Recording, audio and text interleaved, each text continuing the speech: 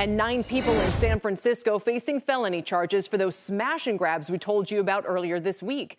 The city's district attorney says 5 of the people were arrested in connection with a mob that robbed a Louis Vuitton store there on Friday.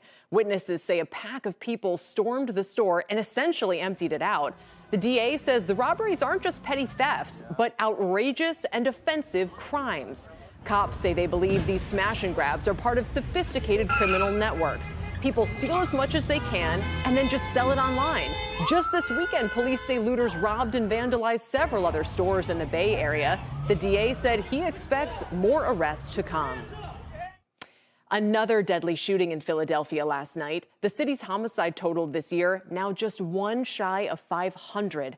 That's the record high set back in 1990. Today, Philly's mayor saying getting violence under control is his top priority. It's terrible to every morning get up and to have to look at the numbers and look at the news and see the stories. It's just craziness. It's just crazy. This needs to stop. Other cities across the country also reporting a sharp rise in murder rates. In L.A., data shows homicides are up 14% from last year and up 45% from 2019. The police commission there now working to increase funding for the force. L.A. is the latest city trying to refund the police after the defund movement gained traction last year. Chris Burbank now, former Salt Lake City police chief, now a vice president of law enforcement strategy for the Center for Policing Equity. Chris, thanks. Cities went from defund to refund pretty quick. What do you make of the shift we're seeing?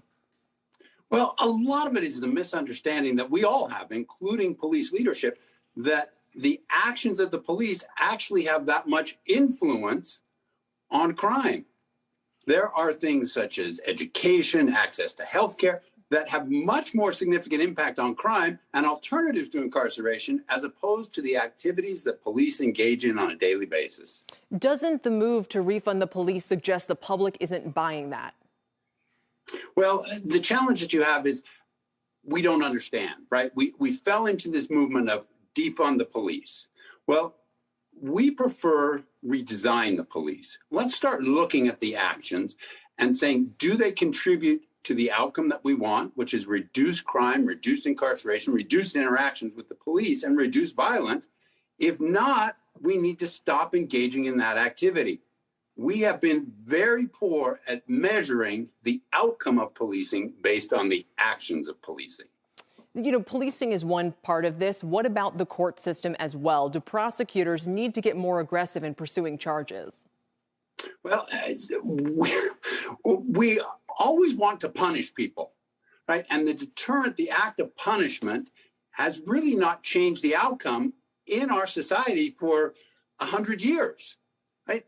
This is the death penalty argument. I mean, we can go down the road of a bunch of different places, but catching people after the fact, after they've committed the crime, and punishing them has not solved our problem.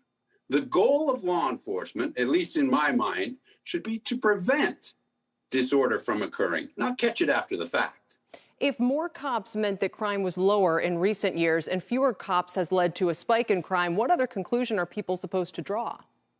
Well, you're looking only at the last moment in time. If you look historically, right, when we had an economic crisis a number of years ago, we had 30,000 fewer police officers on the street than the year before, and violent crime plummeted.